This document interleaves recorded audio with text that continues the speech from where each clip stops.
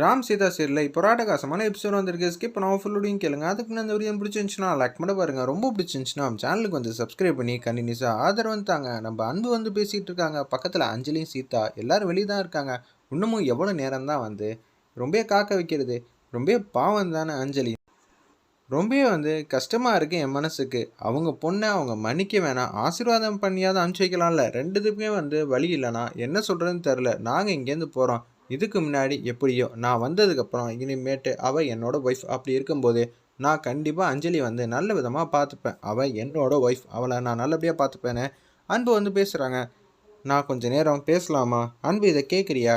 நானும் இந்த வீட்டுக்கு வந்தப்போ முதல்ல வந்து எனக்குன்னு யாருமே வந்து ஆதரவாக இல்லை. ஏன் அஞ்சலியோட அண்ணன் கூட எனக்கு ஆதரவாக இல்லாமல் தான் இருந்தாங்க. எல்லாரும் வந்து வெட்ட வெளி மழை பெஞ்சிட்ருக்கு, அங்கேயே என்ன நிற்க வச்சுட்டாங்க. கொடை கொண்டு வந்து கொடுக்கக்கூட ஒருத்தர் கூட மனசு இல்லை. அப்படி இருக்க சூழ்நிலையே நான் சர்வே பண்ணி நான் நின்ன. ஏன் தோத்துறக்கூடாது, தோல்வியே இருக்கக்கூடாது, நம்ம யாருன்னு காட்டணும். தோல்வியை கண்டு தோல்வி தான் பயப்படணும். நம்ம பனியாக இருந்தாலும் மழையாக இருந்தாலும் மோதி பார்த்துடணும் அப்படின்னு சொல்கிறாங்க அந்த இடத்துல நம்ம சீதா. நீங்கள் சொல்கிறதெல்லாம் வாஸ்தவம் தான், ஆனால் கல்லுக்கிட்ட வந்து மோதி மோதி பார்த்தா என்ன பிரயோஜனம்? நம்ம இருக்கணும்ப்பா. நான் உனக்கு சின்னதாக ஒரு கதை சொல்கிறேன், அதை கேளு. உன் ஒய்ஃப்னு சொல்கிறேன், இங்கே இருக்கிறதுக்கு உனக்கு கௌரவ குறைச்சலாக இருக்குது. வீட்டு வாசலில் நிற்க. சரி, நீ இங்கேருந்து உன் மனைவியை உங்கள் வீட்டுக்கு கூட்டிகிட்டு போகிற. உங்கள் அம்மாவும் அப்பாவும் இதே மாதிரி கல்யாணம் பண்ணிட்டு வந்ததுனால உடனே வாமா அப்படின்னு சொல்லி 2 பேரும் ஏற்றுப்பாங்களா? ஏற்றுக்காம அந்த வீட்டு வாசலில், அதாவது அன்பு உன் வீட்டு வாசலில் நிற்க வச்சாங்கன்னு வச்சுக்கிங்க. நீ என்ன பண்ணுவ சொல்லு பார்ப்போம் அப்படின்னு சொன்னோன்னே, அங்கே இருந்து போராடுவியா இல்லை அங்கேருந்து வந்து வெளியில் போயிடுவியா? நீ அப்படியே வெளியில் போனால் கூட உன் மனைவி கேட்க மாட்டாளா? இங்கே எதுக்கு நம்ம இவ்வளோ நேரம் நிற்கணும், இங்கே நிற்கணும்னு தலையெழுத்தா அப்படின்னு உன் மனைவி கேட்டா எப்படி இருக்கும்? நீ இங்கே தாம்மா வாழ வேண்டியவ அப்படின்னு நீ சொல்லுவியா மாட்டியா? அப்படி இருக்க சுச்சுவேஷனில் அவங்களோட ஆசீர்வாதத்தோடு தான் நீ உன் வாழ்க்கையை வந்து ஆரம்பிக்கணும். அது மட்டும் இல்லாமல் உன் பொண்டாட்டியோட கௌரவம் இதில் தான் அடங்கியிருக்கு. உள்ளுக்குள்ளே இருக்கிற ராம் சாருக்கு என்னென்ன உரிமை இருக்கோ அதில் 1% கூட உரிமை இல்லாமலாம் இல்லை. அதே அளவுக்கு ஈக்குவலான உரிமையும் அஞ்சலிக்கு இருக்குது. அப்படி இருக்க சூழ்நிலை நீ இங்கேருந்து போவே கூடாது. சீதா அண்ணி தான் சொல்கிறாங்கள, நம்ம இங்கேயே நிற்கலாம் அன்பு. அவங்க இதே மாதிரி தான் போராடி கஷ்டப்பட்டு தான் இப்போ இவ்வளோ சந்தோஷமான வாழ்க்கை வந்து அவங்களுக்கு கிடச்சிருக்கு. நம்ம கொஞ்சம் நேரம் இங்கே இருந்து பார்க்கலான்னு சொல்லிட்டு அப்படியே அங்கே நின்றுட்டுருக்காங்க அன்பு கூட அஞ்சலியும் சீதாவும். ஒரு பக்கம் வீட்டில் வந்து ஹாலில் தான் ஒட்டுமொத்த ஃபேமிலியும் இருக்காங்க. அந்த இடத்துல பாவம் இல்லை, உங்களுக்கு மனசாட்சியே இல்லையான்னு சொல்லி அஞ்சலியோட 2 தங்கச்சிங்க வந்து பேச ஆரம்பிச்சிடுறாங்க. சித்தப்பா, பெரியப்பா, யாராவது ஏதாவது பண்ணுங்களேன் அப்படின்னு சொல்லிட்டு இருக்காங்க. நீங்கள் கொஞ்சம் கூட வந்து மனசாட்சியே இல்லாமல் இருக்கீங்களா? எவ்வளோ செல்லமாக வந்து வளர்த்தீங்க அஞ்சலியை. காலேஜ்லேருந்து நாங்கள் 1 ஹவர் தாமதமாக வந்தால் கூட உங்களுக்கு பிடிக்காதில்ல சித்தப்பா, நீங்கள் தவிச்சு போயிடுவீங்க. அப்படி இருக்க சூழ்நிலையில் அஞ்சலி நம்ம வீட்டு பொண்ணு தானே, மன்னிக்க மாட்டீங்களா அப்படின்னு சொல்லி கேட்கும்போது அர்ச்சனாவும் சுபாஷும் கடுப்பாயிட்டாங்க. என்னது அடுத்தது நீங்கள் இது மாதிரி கல்யாணம் பண்ணலான்னு இருக்கீங்களா? இவங்களே உன்னை வீட்டில் வந்து விடலான்னு சொன்னால் கூட நான் வந்து விட மாட்டேன். என்றைக்குமே நீங்களாம் கேட்டு வாசலில் கூட நிற்க விட மாட்டேன், பார்த்துக்க அப்படின்னு சொல்லிடுறாங்க அந்த இடத்துல அர்ச்சனாவும் சுபாஷும். நம்ம இந்த விஷயத்தில் தள்ளியே நின்றுருவோம், அதுதான் மரியாதை, சரியா அப்படின்னு சொல்லிட்டு இருக்கப்ப, என்னப்பா இப்படி நின்றுட்டு இருக்க, தயவு செஞ்சு கூப்பிடுப்பா. எவ்வளோ செல்லமாக நீ ஆசையாக வந்து அஞ்சலி வந்து வளர்த்துருப்ப. அவள் தப்பு பண்ணிட்டாதான், இல்லைன்னு சொல்ல. இந்த தப்புக்கு பின்னாடி சீதா வந்து காரணமே கிடையாது. தயவு செஞ்சு மன்னிச்சு எல்லாரையும் வந்து வீட்டுக்கு கூப்பிட்றது தான் நல்லது. அவங்கள வீட்டுக்கு கூப்பிட வச்சு எதுவாக இருந்தாலும் பேசிக்கலாம் அப்படின்னு சொல்கிறாங்க. இருப்பினும் வந்து யாருமே வந்து எதுவுமே வந்து கேட்க மாட்டேங்கிறாங்க. நம்ம சேதுராமன்லேருந்து எல்லாரும் துரை வந்து பேசுகிறாங்க. என்ன சேது, நீ இறுக்கமாக உட்காந்துட்டு இருக்க. உன் முடிவு எப்போ பார்த்தாலும் இது மாதிரி இறுக்கமாக இருக்கிற நேரத்தில் தான் பிரச்சனை மேலே பிரச்சனையே வருது. ஓன் பொண்ணுப்பா, நீ காட்டாத அன்பு பாசமா, தயவு செஞ்சு கதவை தர அப்படின்னு சொல்லும்போது, ஓ எல்லாரும் வந்து முடிவு பண்ணிட்டீங்களா அப்படின்னு சொல்லி மகாலட்சுமி வந்து பேசுகிறாங்க. யார் யாரெல்லாம் வந்து கதவை திறக்கணும்னு ஆசைப்படுறீங்களோ தாராளமாக திறக்கலாம். ஆனால் இந்த மகாலட்சுமி நினச்சது மட்டும்தான் இந்த வீட்டில் வந்து நடக்கும். இந்த வீட்டில் நடக்கலைன்னா மகாலட்சுமி வீட்டை விட்டு வெளில போயிடுவா. தாராளமாக வந்து கதவை திறங்க, நான் வீட்டில் இருக்கணுமா வேணாம்னு முடிவு பண்ணிக்கங்கன்னு சொல்லிட்டு மகாலட்சுமி மட்டுங்க மாதம் வந்து மாடிக்கு வந்து போகிறாங்க. சீதா அஞ்சலி எல்லாம் நின்றுட்டுருக்காங்கல்ல அன்புலேருந்து, அவங்க நிற்கிற டைரக்ஷனில் ஆப்போசிட்டில் ஒரு பால்கனி இருக்குது. அதில் முதல்ல வந்து மகா வந்து பார்த்துட்டு போகிறாங்க. அடுத்தது அவங்க ஹஸ்பண்டு சேதுராமன் பார்க்குறாங்க.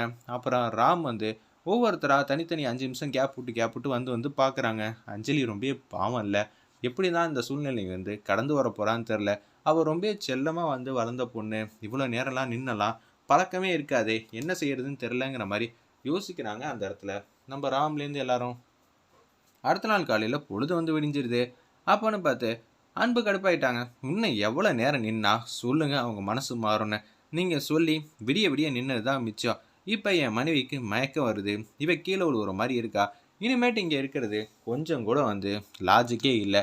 இது உண்மையா பொய்யா சொல்லுங்களேன், இன்னும் கொஞ்ச நேரம் இருக்கலாமே அப்படின்னு சொல்கிறாங்க அந்த இடத்துல சீதா. கொஞ்ச நேரம்னா எத்தனை வாரம் எத்தனை வருஷம் சொல்லிட்டீங்கன்னா அதுக்கேற்ற மாதிரி இருந்துடலாம்ல. எதுவாக இருந்தாலும் டக்குன்னு சொல்லு சீதா அப்படின்னு சொல்லும்போது 10 நிமிஷம் அவகாசம் கொடு போதும்னு சொன்னோன்னா கதவை வந்து மாங்குன்னு தட்டுறாங்க சீதா. உங்கள் பொண்ணு அஞ்சலி வீட்டை விட்டு போகிறா, இன்னும் 10 நிமிஷத்தில் வந்து கிளம்புறா. தயவு செஞ்சு நீங்கள் நிச்சயம் மன்னிக்க வேணாம், ஆசீர்வாதம் பண்ணியாவது அனுப்பிச்சி விடுங்க. அதுக்காக தான் அவங்கள தடுத்து நிப்பாட்டி வச்சுருக்கேன். தயவு செஞ்சு மாமா நான் சொல்கிறத வந்து கேளுங்கன்னு சொல்லிட்டு அந்த இடத்துல வந்து போராடிட்டு இருக்காங்க நம்ம சீதா. இருப்பினும் வந்து கதவு திறக்கிற மாதிரியே தெரில அந்த இடத்துல. அப்பன்னு பார்த்து அன்போட அம்மா தங்கச்சி 2 பேர் வந்துடுறாங்க. சீதா, என் அம்மாவும் தங்கச்சி இங்கே வந்திருக்காங்க, இனிமேட்டு என்ன ஆக போகுதுன்னு தெரியலையேங்கிற மாதிரி பேரதிர்ச்சியாக வந்து பேசுகிறாங்க. டேய் என்னடா இந்த பொண்ணை கல்யாணம் பண்ணிட்டு வந்திருக்க, கல்யாணம் பண்ணுறேன்னு சொல்லியிருந்தா அம்மா கிட்டே வந்து நல்லா வந்து சீர் சாந்தியோட செம்மையாக வந்து கல்யாணம் பண்ணி வச்சுருப்பேன்ல, நிறையா விருந்தெல்லாம் வச்சு. என்னடா இப்படி குடும்ப மானத்தையே வந்து போக வச்சுட்ட. லவ் பண்ண தெரிகிற உனக்கு அதை லவ் பண்ணுறோன்னு சொல்லி வீட்டில் பெற்றவங்கள்ட்ட சொல்ல முடியாத அளவுக்கு இருந்தா எதுக்குடா நீ எல்லாம் லவ் பண்ணுற? நான் என்ன காதலுக்கு என்ன விரோதியா? இல்லை பச்சைக்குடி காட்ட மாட்டேனா? தாராளமாக லவ் பண்ணுன்னு தானே சொல்கிறேன். உன் வாழ்க்கை உன் கையில். ஆனால் பெற்றவங்களா இருக்கிற எனக்கு உன் கல்யாணத்தை எப்படியெல்லாம் நடத்தி வைக்கணும்னு நினச்சேன், ஆனால் இப்படி பண்ணி வச்சிருக்கியே அப்படின்னு சொல்லும்போது சீதா வந்து இருக்காங்க. என்னம்மா சீதா நீ இங்கே இருக்க, இந்த வீட்டில் தான் நான் வாக்கப்பட்டிருக்கேங்கிற மாதிரி பேசும்போது என்னது புது வயசாக கேட்குதுன்னு சொல்லி ஒட்டுமொத்த குடும்பம் கதவை திறந்துட்டு வீட்டை விட்டு வெளில வராங்க. ஓ, வாக்கப்பட்ட வீட்டிலேருந்து இருக்கிற முகரக்கட்டைங்களாம் இதுதானா? பொண்ணையும் மாப்பிளையும் விடிய விடிய வந்து வாசல்லே நிற்க வச்சுருக்கீங்க, பனின்னு கூட பார்க்காம. மனசாட்சியே உனக்கு இல்லையா? இவங்களெல்லாம் கொமட்டில் வந்து குத்தி சீதா 4 வார்த்தை தத்துவமாக சூப்பராக பேசுவியா, அது மாதிரி பேசி பொண்ணு மாப்பிளையும் வீட்டுக்குள்ளே கூட்டிகிட்டு போயிருக்க வேண்டியதானே அப்படின்னு சொல்கிறாங்க அந்த இடத்துல. சீதாவோட குடும்பத்தில் தான் பொண்ணு எடுக்கணுமா, அதாவது சீதா வந்து அவங்களுக்கு எதிரியாம். எதிர் வீட்டில் போய் வந்து பொண்ணு எடுத்திருக்கேன்டா. இந்த ஊர் உலகில் இந்த வீட்டை விட்டா வேற எங்கேயுமே பொண்ணு கிடைக்கலையா என்ன? என்னடா அன்பு இப்படி பண்ணி வச்சிருக்கேன்னு சொல்லி அந்த இடத்துல வந்து கண்ணா அப்படின்னு திட்டுறாங்க நம்ம சீதா வச்சுக்கிட்டே அவங்க குடும்பத்தையே. ஏய் யார் நீ இன்டிசென்ட்டாக வந்து நடந்துக்கிட்டு இருக்க? அப்படியாம்மா, அப்படியெல்லாம் ஒன்றும் இல்லையே, உடனே எங்களை ஆசீர்வாதம் பண்ணுங்கம்மா அப்படின்னு சொல்லும்போது ஆளுக்கு 100 ரூபா எடுத்துகிட்டு வந்து கொடுக்குறாங்க. இது எல்லாத்தையும் ஒரு மாதிரியை வந்து பார்த்துக்கிட்டு இருக்காங்க ஒத்துமொத்த குடும்பம். மரியாதை இங்கேருந்து ஓடி போயிடு, இல்லைன்னு வச்சுக்கிங்க அவ்வளோதான். அவங்க ஏதோ நீளமான பொருள் எடுத்துகிட்டு வர போகிறாங்களா, எனக்கு ரொம்ப பயமாக இருக்குன்னு சொல்லி அந்த அம்மா வச்சுட்டு காமெடி பண்ணிவிட்டு, ஏய் எடுத்துகிட்டு வாடி எடுத்துகிட்டு வாடிங்கிறேன்ல, நீ எடுத்துகிட்டு வந்தனா நான் என்ன பயந்துட்டு துண்டை காணும் துணியை காணும் ஓடிடுவோன்னு நினச்சியா? Comedy piece. ஒத்தைக்கு ஒத்தனாலும் சரி ஒத்து மொத்தமாக இருந்தாலும் சரி நான் ரெடி, நீ ரெடியா? வா அடி பார்த்துக்கலாம். ஏய் வாங்குறேன்ல, சண்டை போடவா, நான் ரெடியாக தான் இருக்கேன், என்ன பயமா? பேசுகிற வார்த்தையெல்லாம் தடிச்சிச்சு. நான் சம்மந்தியெல்லாம் பார்க்க மாட்டேன், என் கை கொஞ்சம் நீளம் பார்த்துக்கங்க அப்படின்னு சொல்கிறாங்க அந்த இடத்துல நம்ம அன்போட அம்மா. வேறு லெவலில் ஃபன்ஃபுல்லாக இருக்க போது, மிஸ் பண்ணாமல் பாருங்கள்.